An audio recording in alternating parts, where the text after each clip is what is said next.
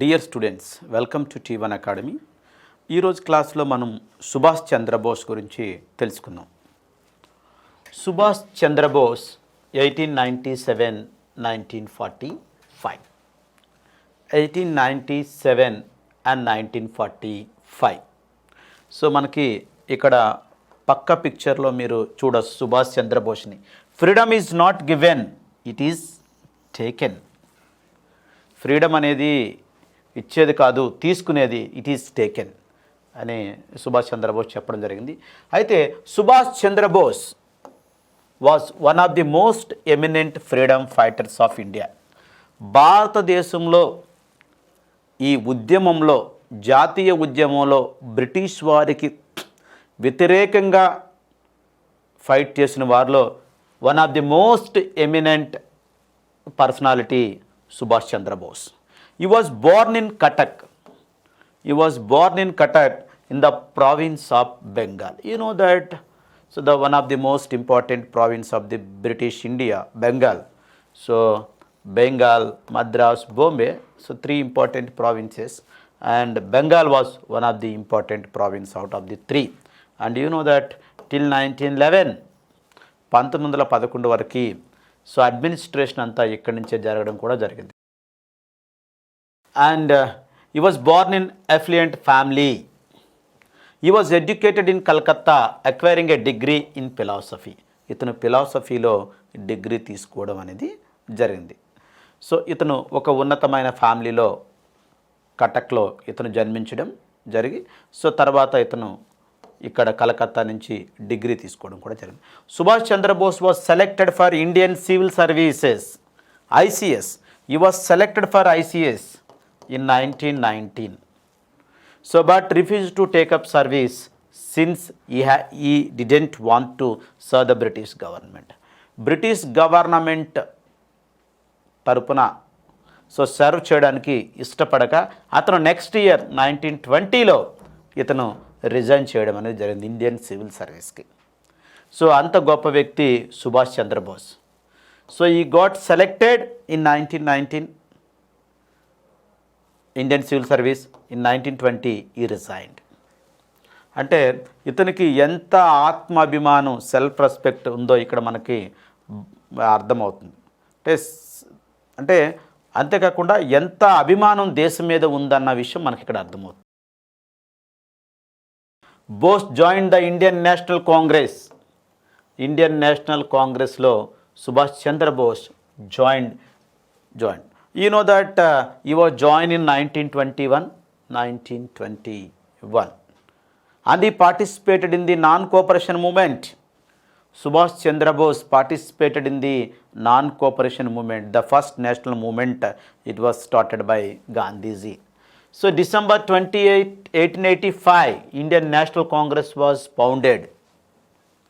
So Indian National Congress was founded. It is the major party in India, and he joined in Indian National Congress in 1921. He was the president of the All India Youth Congress and also the secretary of the Bengal State Congress. ఇతను all India youth Congress leader మాత్రమే కాకుండా, president మాత్రమే కాకుండా, Bengal state కాంగ్రెస్కి ఇతను secretary కూడా. In 1924 he became the CEO of the Calcutta municipal corporation. In 1930 he became the mayor of Calcutta. 1930 ఇతను కలకత్తాకి మేయర్గా చేయడం కూడా జరిగింది. So Bose authored the book the Indian struggle.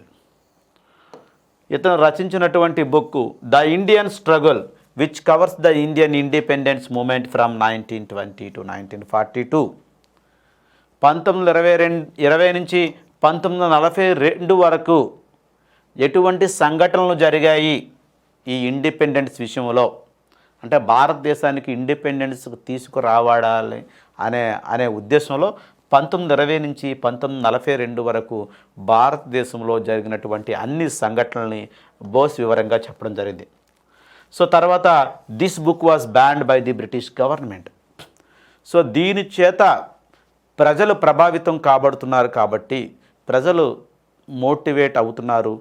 So they are getting inspiration from this book. కాబట్టి the British government ఈ బుక్ని ban చేయడం జరిగింది. సో ఈ coin the term Jai Hind.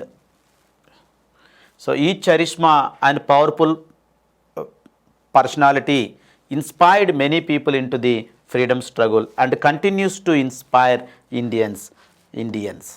So ఇతని చరిష్మా అనేది, అలాగే ఇతని పవర్ఫుల్ పర్సనాలిటీ చాలామంది ఇండియన్స్ని, యూత్ని సో మూమెంట్లో, ఫ్రీడమ్ మూమెంట్లో పార్టిసిపేట్ చేసేటట్టు చేయగలిగింది. And he was called as Netaji. So అందుకే మనం Netaji Subhash Chandrabose. So you can called as Netaji. అతను నేతాజీగా పిలువబడడం కూడా జరిగింది. సో తర్వాత మనం చూసుకుంటే Bose was sent to Mandalay jail, Mandalay prison for nationalist activities in 1925. So అతను చేస్తున్నటువంటి జాతి ఉద్యమాలకు కాను అతను 1925లో మాండేలా జైలుకి పంపించింది. He was released in 1927 and became the INC's general secretary. 1927లో అతను రిలీజ్ అవ్వడం జరిగింది. తర్వాత ఐఎన్సీకి, ఇండియన్ నేషనల్ కాంగ్రెస్కి జనరల్ సెక్రటరీగా ఎన్నిక అవడం అనేది జరిగింది. You worked with Jawaharlal Nehru కూడా అదే సమయంలో యంగ్ బ్లడ్. సో అతను కూడా అదే సమయంలో ఈ ఉద్యమంలోకి రావడం జరిగింది. సో యూ నో దట్ ఈ was Born on November 14, 1889. Jawaharlal Nehru. So these two became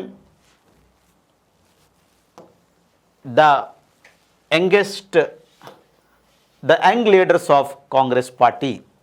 so Congress పార్టీకి వీళ్ళిద్దరూ యంగ్ లీడర్స్గా, ఒక యువతగా వీళ్ళు పాపులారిటీని తీసుకురావడం జరిగింది పీపుల్లో. So he advocated complete Swaraj, complete independence. ఎవరు? Subhash Chandrabose advocated complete Swaraj and was in favor of the use of force to gain it. Complete స్వరాజ్ని మనం తెచ్చుకోవాలి. కంప్లీట్ స్వరాజ్ అంటే మళ్ళీ మనకి ఈ ఎక్స్ట్రీమిస్ట్ టైంలో ఏమైందంటే ఇట్స్ నాట్ ఇండిపెండెన్స్, చివర్లో ఇండిపెండెన్స్, స్వరాజ్ అంటే ఇండిపెండెన్స్ కాదు, స్వరాజ్ అంటే మాకు సెల్ఫ్ స్టేటస్, మీ అండర్లోనే మమ్మల్ని మేము రూల్ చేసుకున్నట్టు.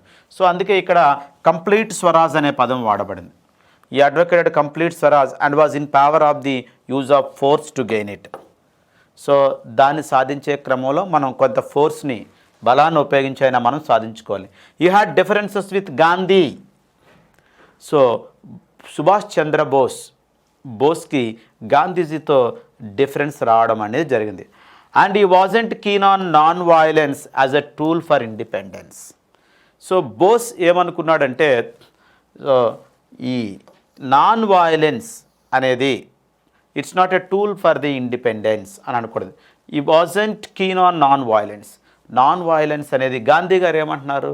Non violence, truth and non violence, ఏదైనా సాధించాలంటే truth and non violence. So Subhash Chandrabose అలా అనుకోలేదు. నాన్ వయలెన్స్ అనేది as a tool for independence అని అతను అనుకోలేదు. సో ఈ wasn't keen. Yes, Bose stood for and was elected the party's president in 1939. So Bose మనకి చూసినట్టయితే ఇండియన్ నేషనల్ కాంగ్రెస్ ప్రెసిడెంట్గా 1938, హరిపురి సెషన్ 1939 త్రిపురి సెషన్. బోస్ 1938లో ప్రెసిడెంట్గా చేశాడు హరిపురి సెషన్కి. 1939లో కూడా ఇతను ప్రెసిడెంట్గా ఎన్నిక అవడం జరిగింది. సో గాంధీజీ తరపున ఈ త్రిపురి సెషన్లో పట్టాభి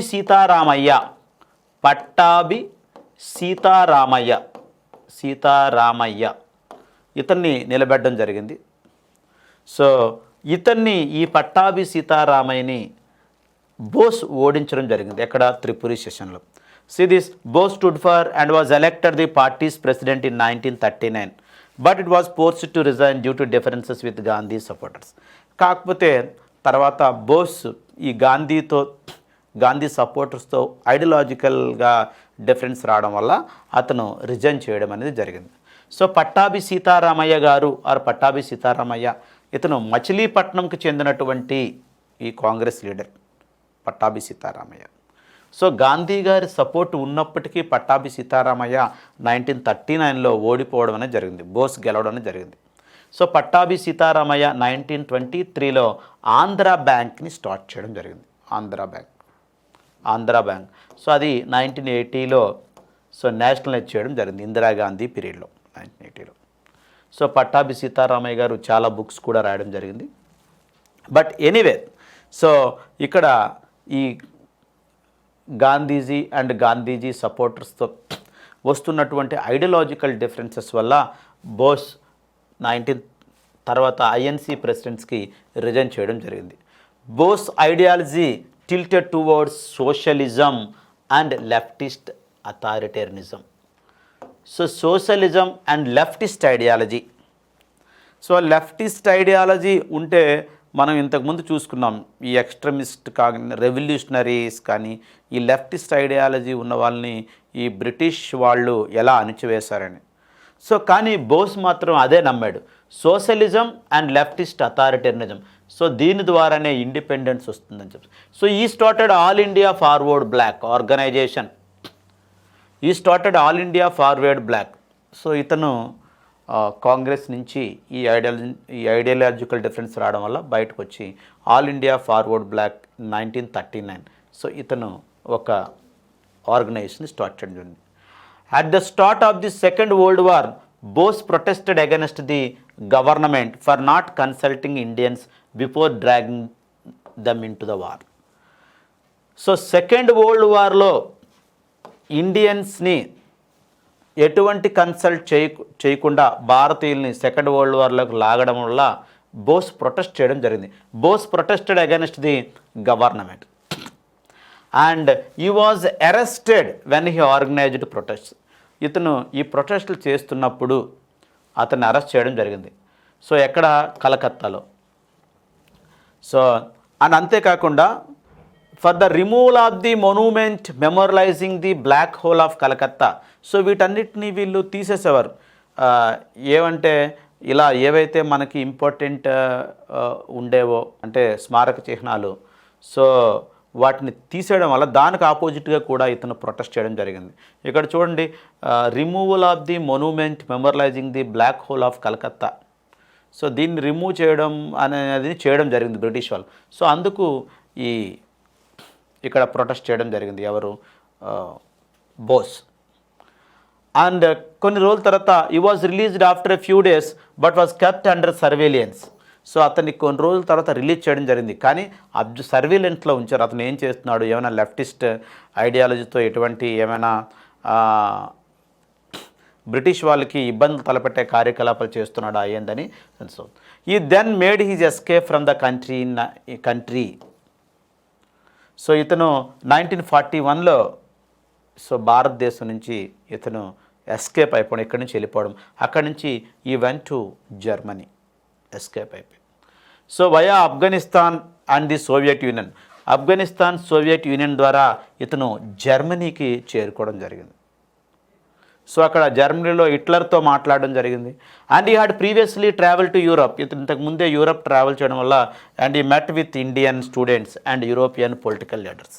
అక్కడ ఉన్న యూరోపియన్ పొలిటికల్ లీడర్స్ని, ఇండియన్ స్టూడెంట్స్ని ఇతను కలవడం కూడా జరిగింది. సో ఇన్ జర్మనీ ఈ మెట్ విత్ నాజీ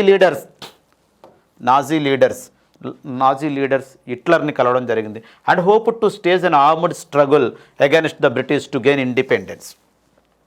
అతను ఏమనుకున్నాడంటే అక్కడ వాళ్ళతో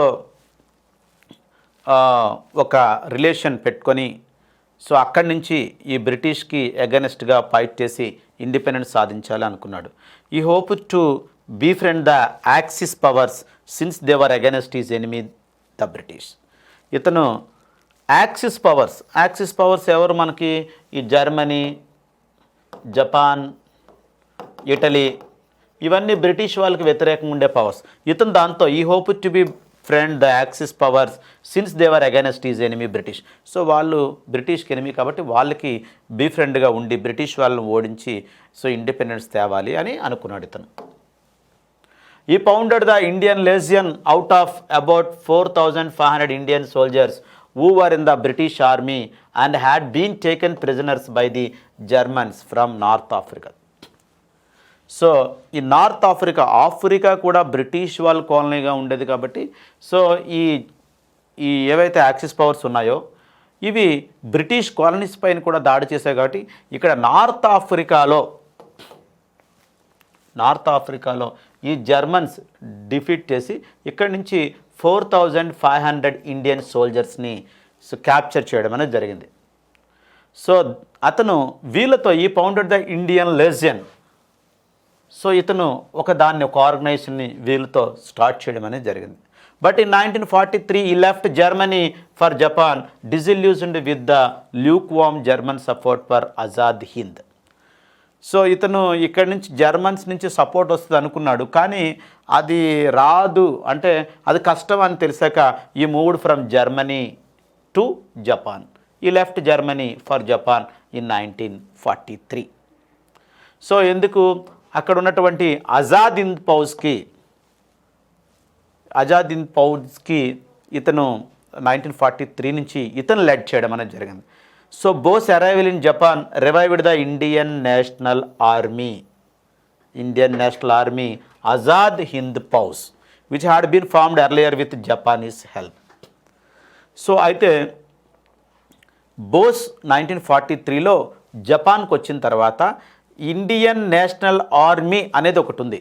ఇండియన్ నేషనల్ ఆర్మీ అనేది మొత్తం మనకి జపాన్ ఈ భారతదేశ సరిహద్దుల్లోకి వచ్చి సో ఆల్మోస్ట్ 45,000 సోల్జర్స్ని 42,000 సోల్జర్స్ని క్యాప్చర్ చేయడం జరిగింది. ఇందులో ఒకరు కెప్టెన్ మోహన్ సింగ్.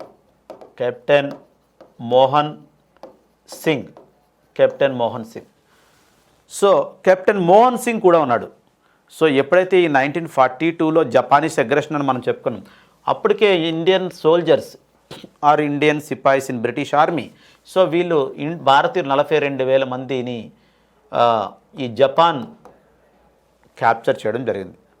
సో అందులో ఒక అతను కెప్టెన్ మోహన్ సింగ్, ఇతను జపాన్ గవర్నమెంట్తో మాట్లాడి సో మీరు ఈ మమ్మల్ని విడిచిపెడితే మేము బ్రిటిష్ వాళ్ళకు వ్యతిరేకం, మీకు బ్రిటిష్ వాళ్ళు వ్యతిరేకులు కాబట్టి మాకు కూడా వ్యతిరేకులే, మేము వాళ్ళపైన దాడి చేస్తాం, సో అది మీకు హెల్ప్ అవుతుంది అని చెప్పడం ద్వారా కెప్టెన్ మోహన్ సింగ్ మాటలు విన్నటువంటి ఈ జపాన్ గవర్నమెంట్ వీళ్ళని రిలీజ్ చేయడం జరిగింది. ఈ 42,000 మంది సోల్జర్స్తో సిపాయిలతో captain Mohan Singh Indian National Army అనే దాన్ని 1942లో స్టార్ట్ చేయడం జరిగింది. Indian National Army or you can called as Azad Hind పౌజ్ని ఫామ్ చేయడం జరిగింది. ఎక్కడ? సింగపూర్ బేస్గా ఇది ఫామ్ చేయడం జరిగింది. సో తర్వాత 1943లో ఈ ఆజాద్ హింద్ పౌజ్ అనేది ఈ సుభాష్ చంద్రబోస్ లీడర్షిప్ నాయకత్వంలో వెళ్ళడం జరిగింది. ఆ విధంగా ఆజాద్ హింద్ పౌజ్ ఫెమిలియర్లోకి రావడం జరిగింది. Azad Hind or the provisional government. So you can called as Azad Hind or the provisional government of free India was established as a government in exile with Bose as the head. So Subhash Chandrabose హెడ్గా ఈ Azad Hind or provisional government ఏర్పడడం అనేది జరిగింది. Its headquarters was in Singapore. The INA was its military. Head ఏమో Subhash Chandrabose, headquarter ఏమో Singapore. The INA Indian National Army ఏదైతే ఉందో అది ఈ గవర్నమెంట్కి మిలిటరీగా ఉంటుందన్నమాట. Bose motivated the troops. Bose ఈ 42,000 మంది ట్రూప్స్ని మోటివేట్ చేయడం. Bose motivate the troops with his fiery speeches. అతను ఇచ్చినటువంటి మాటలతో అతను సో చాలా మందిని మోటివేట్ చేశాడు. One of his famous quote is give me blood and I shall give you freedom. మీరు రక్తాన్ని ఇవ్వండి, నేను మీకు ఫ్రీడమ్ని ఇస్తాను, స్వేచ్ఛనిస్తాను, ఇండిపెండెన్స్ ఇస్తాను. So it is one of the most familiar quote of Subhash Chandrabose. అంతేకాకుండా Subhash Chandrabose so he started he started two headquarters. One is Singapore and second one is Burma. So రెండిటిని ఇతను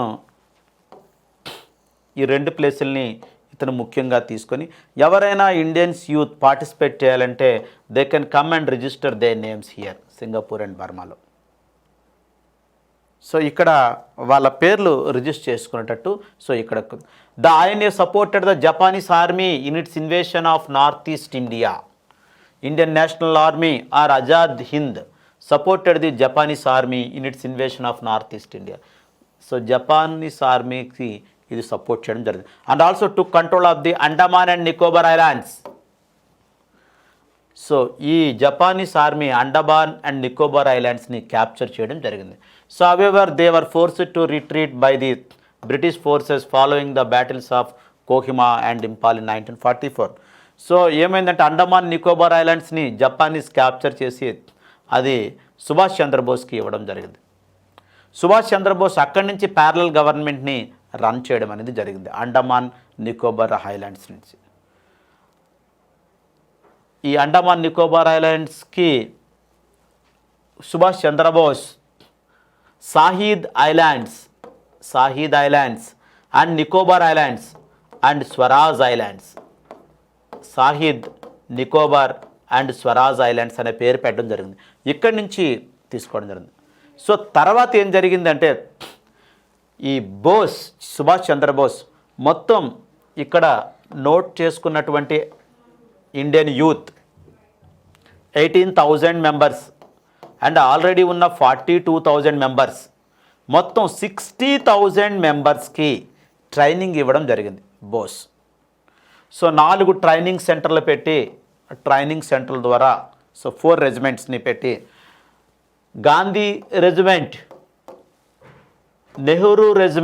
Nehru, Bose regiment and Jhansi regiment, ఇలా 4 రెజిమెంట్స్ పెట్టి ఈ 4 regiments ద్వారా వీళ్ళకి ఈ 60,000 Indian National ఆర్మీకి సో ట్రైనింగ్ ఇవ్వడం జరిగింది.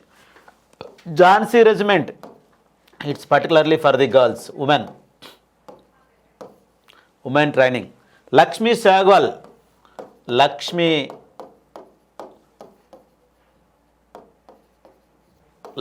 సహగల్ ఈమె ఈ రెజిమెంట్ని చూసుకోవడం జరిగింది.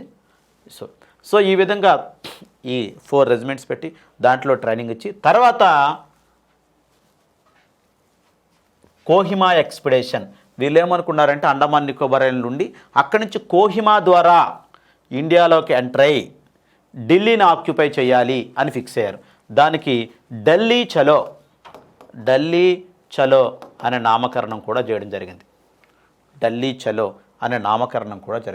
సో ఎప్పుడైతే ఈ కోహిమా ప్రాంతంలోకి ఎంటర్ అయ్యారో ఈ 60,000 ఇండియన్ నేషనల్ ఆర్మీతో సో ముందుగానే బ్రిటిష్ వాళ్ళకి ఇన్ఫర్మేషన్ ఉండి సో ఇక్కడ ఇవి 60,000ని అరెస్ట్ చేసి రెడ్ పోర్ట్లో పెట్టడం జరిగింది. Red port that is called as red port trials. తర్వాత వీళ్ళని విడిపించే క్రమంలో చాలామంది ఇండియన్ నేషనల్ కాంగ్రెస్ వ్యక్తులు సో చొరవ చూపడం జరిగింది. సో ఈ రెడ్ పోర్ట్లో వీళ్ళు సో ఇది మనం తర్వాత చెప్పుకుందాం. Death of Subhash Chandrabose. So తర్వాత ఏమైందంటే Bose died of plane crash in Taiwan on 18th August 1945. 18th August 1945న ప్లేన్ క్రాష్ అయి తైవాన్లో బోస్ చనిపోయాడు అని చెప్పి జపాన్ గవర్నమెంట్ అనౌన్స్ చేయడం అనేది జరిగింది. However many Indians refuse to believe that he had died. చాలామంది ఇండియన్స్ దీన్ని నమ్మట్లేదు కూడా. సో ఇది but anyway Japan government announced so తైవాన్లో ఈ ప్లేన్ క్రాష్ అయితే చనిపోయింది. Many enquiry committees, let us see the enquiry committees were tasked with finding out what happened on that day. ఈ 18th August 1945 ఏం జరిగింది అని కొన్ని కమిటీలు వచ్చాను.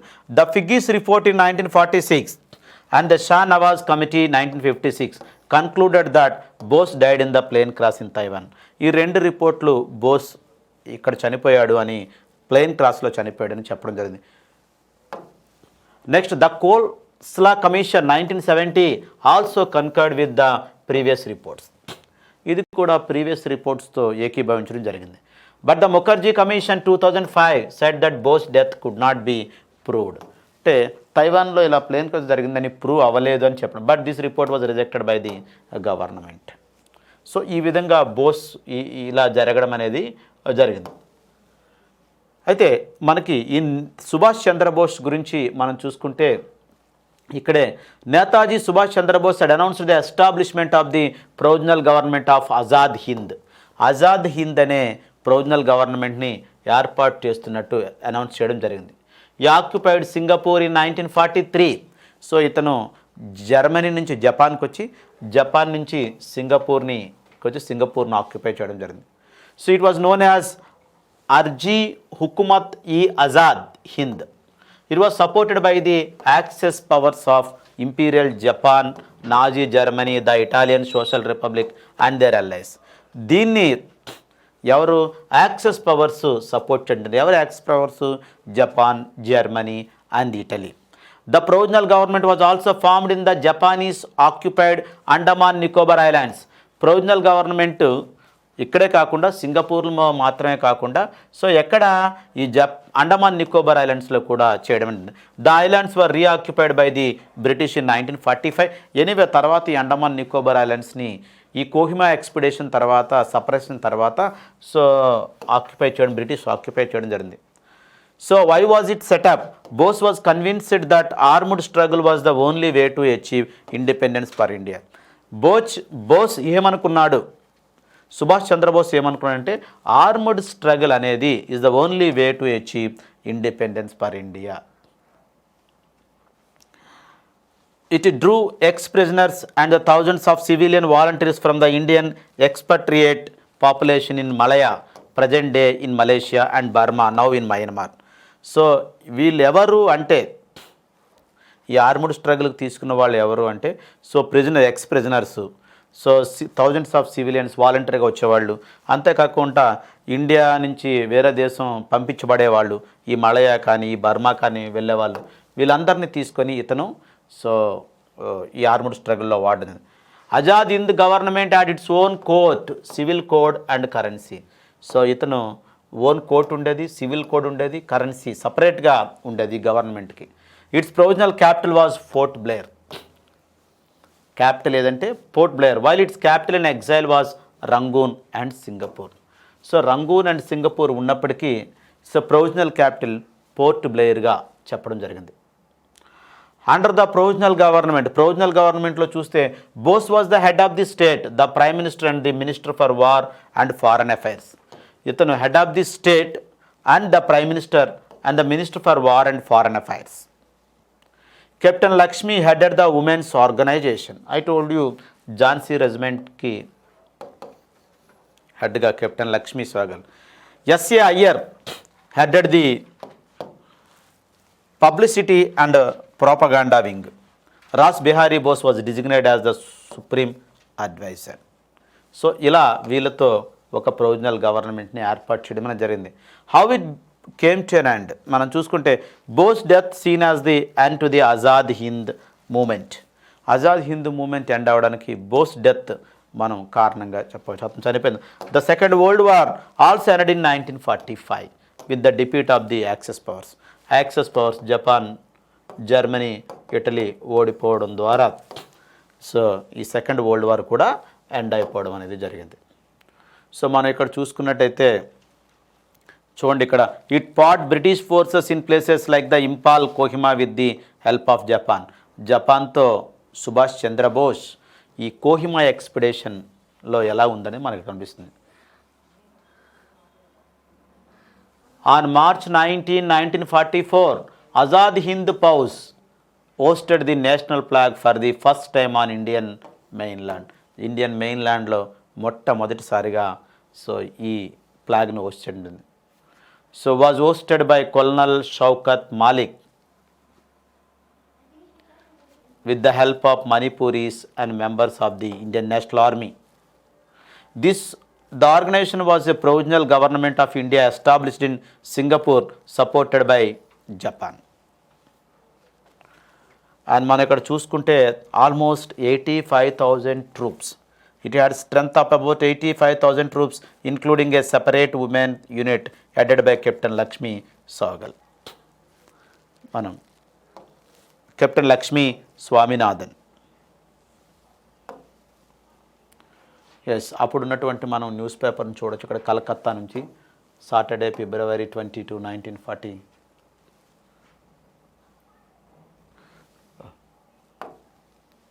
సరే, ఇలా మనకి ఈ సుభాష్ చంద్రబోస్ ఒక మరువ లేని ఉన్నతమైన పాత్రను అతను భారత జాతీయ ఉద్యమంలో అతను చూపించడం అనేది జరిగింది. ఓకే, సో ఈ విధంగా మనం ఇక్కడ ఈ కోహిమా ఎక్స్పెడిషన్ అనేది మనం చూడొచ్చు. సో ఈ కోహిమా ఎక్స్పెడిషన్లో మొత్తంగా మనం ఆ రోజు మనం పేపర్ చూసినట్టయితే సో ఇలా ఇంతమంది, it had strength of about 85,000 troops అని ఇక్కడ ఇవ్వడం జరిగింది. సో ఇలా చూసుకున్నట్టయితే మనం మొత్తంగా ఓవరాల్గా మొత్తం ఈ ఐఎన్ఏ ఆర్మీ ఏదైతే ఉందో, ఇండియన్ నేషనల్ ఆర్మీ మొత్తాన్ని ఈ బ్రిటిష్ వాళ్ళు కోహిమా ఎక్స్పెడిషన్లో క్యాప్చర్ చేసి సో ఇంతమందిని రెడ్ పోర్ట్లో పెట్టడం అనేది జరిగింది. రెడ్ పోర్ట్లో వీళ్ళని పెట్టడం అనేది జరిగింది, అరెస్ట్ చేయడం అనేది జరిగింది. సో ఇందులో మనం చూసుకున్నట్టయితే ముఖ్యంగా టిఎం సహగల్,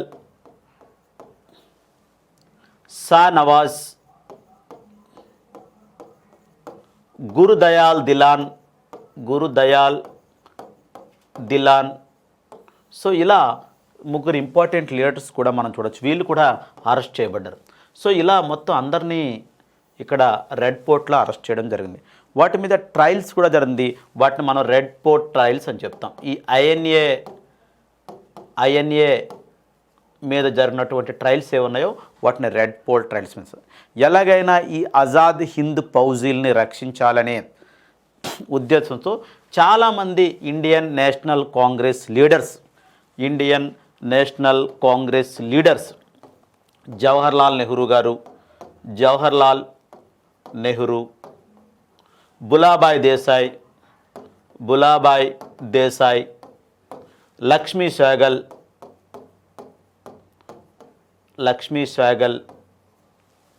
కైలాసనాథ కజ్జు,